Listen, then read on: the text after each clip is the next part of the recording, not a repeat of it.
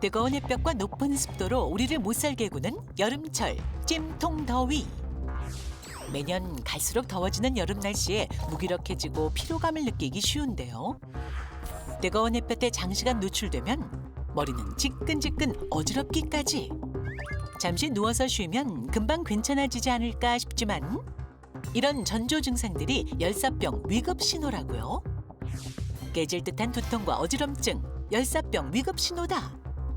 지금 스튜디오에서 팩트 체크 해봅니다. 네, 바로 팩트 체크 해보겠습니다. 깨질 듯한 두통과 어지럼증, 열사병의 위급 신호다. 교수님 세 분 OX 들어주세요. 다 오예요. 맞군요, 강 교수님. 네. 네, 정답은 O입니다. 우리 보통 더위 먹었다고 얘기하는 거는 일사병이고요. 열사병은 더 심각한 상태라서 중추신경계에서 체온을 조절한 이런 기능들이 떨어진 상태를 이야기하거든요. 이거는 정말 위험한 상태라서 이 상태로 오면 의식도 떨어지시고 그냥 쉬는 것만으로 충분히 해결되지는 않습니다. 그래서 이거는 빨리 병원으로 옮기셔야 되는 상태고요. 근데 열사병으로 진행하기 전에 느끼는 증상이 그런 두통과 어지럼증이거든요. 이런 증상이 있을 때는 빨리 서늘한 곳으로 옮기고 시원한 물 충분히 드시고 하는 게 필요합니다. 올여름도 찐통더위 정말 심할 거라고 예상이 되는데요.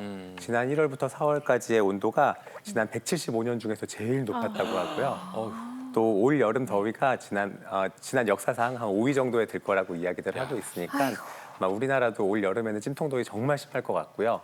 이런 열사병을 포함한 온열 질환들 주의하셔야겠습니다. 이야, 안 그래도 말씀해 주신 것처럼 열사병, 일사병이 굉장히 헷갈렸어요. 이게 같은 건지 다른 건지. 그러면은 열사병, 일사병 중에 어떤 게 더 이게 위급한 건가요? 저 이름이 조금 어렵죠. 네. 네. 일사병은 그래도 우리 몸에서 적응을 하고 있는 상태인 거거든요.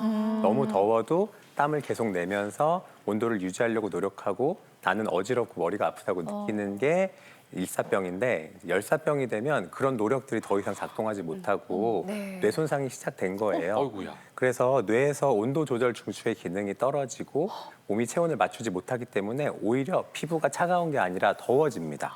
땀이 안 나고 더워지고 하는 상태가 되고 이런 상태에서는 의식이 떨어지니까 적절한 조치를 본인이 할 수 없어서 병원으로 옮겨서 빨리 응급 조치를 해야지만 해결이 될 수 있습니다. 네. 그런 분들 발견하시게 되면 저 사타구니 같은 곳에 얼음 같은 거 대주고 온도 떨어뜨리고 빨리 병원으로 옮겨주시면 좋겠습니다. 네. 올해요. 벌써부터 평년보다 3배 많은 온열 질환자가 발생하고 벌써? 있다고 합니다. 온열 질환 뉴스 보면은 사망했다는 안타까운 뉴스들이 네. 들리기도 하는데요. 작년 폭염에 사망한 안타까운 사례인데 한번 좀 보겠습니다. 지병으로 혼자 집에서만 지내온 79세 조모 씨가요. 그 폭염으로 푹푹 찌던 작년 7월 22일에 부산의 2층 주택에서 숨져 있는 것을 요양보호사가 발견했고요. 고혈압을 앓다가 폭염으로 인한 심근경색으로 이제 사망한 것으로 추정이 된다는 기사가 있었어요. 네, 고혈압을 앓던 79세 어르신의 사례인데 실제로 네. 폭염일 경우에 이렇게 자택에서 사망하는 안타까운 사례가 많이 발생하는군요, 강 교수님. 네, 요즘 1인 가구가 늘고 있는데 젊은 1인 가구뿐만 아니라 노인 1인 가구도 못지않게 많다고들 해요. 너무 안타까운 사연이신데요. 이제 연세가 드시게 되면 내 몸의 변화를 빨리 캐치하지 못하는 문제들이 생기거든요. 더운데 더우니까 물을 많이 마셔야 되겠다. 내가 어지러우니까 쉬어야 되겠다. 이런 조치들을 적절하게 하지 못해서 생길 수 있는 문제들이고요. 이제 국내에서 했던 한 연구에 따르면 주거 환경이 좋지 않은 집에 계시는 노인분들을 대상으로 연구를 해봤더니 실내 온도가 1도 올라가면 심부 체온이 0.2도 올라가고요.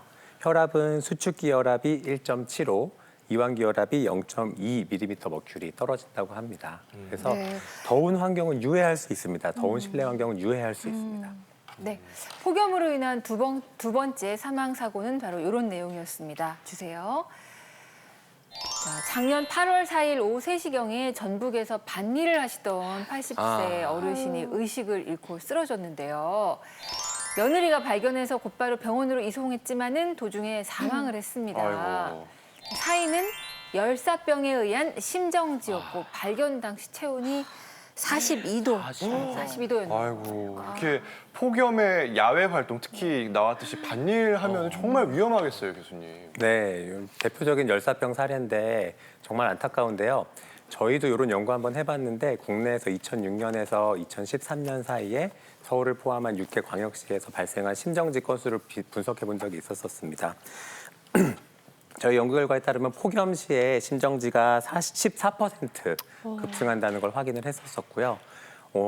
온도가 가장 높은 온도가 27도일 때부터 올라가기 시작해서 28도에서 1도씩 상승할 때마다 심정지 발생 위험이 1.3% 증가하는 걸로 확인했고 특히 고령 인구에서 이런 심정지가 더 많이 발생하고 하루 중에서도 낮 시간에 계속 올라가다가 오후 5시가 가장 높았었습니다.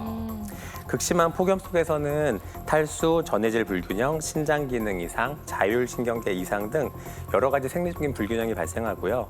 체온이 올라가서 혈관이 확장되니까 심장과 혈관계가 잘 적응을 하지 못해서 특히 이런 질환이 있거나 위험 인자가 있는 분들한테 위험할 수 있습니다. 이런 결과가 급성 심근경색, 뇌졸중, 급사, 사망 같은 무서운 결과로 나올 수 있는 거라서 이렇게 더운 시간에는 바깥에서 활동하는 거 조금 자제하시고 서늘한 곳으로 옮겨서 조금 쉬시거나 실내에서 쉬시는 것도 좋은 방법일 것 같습니다. 네.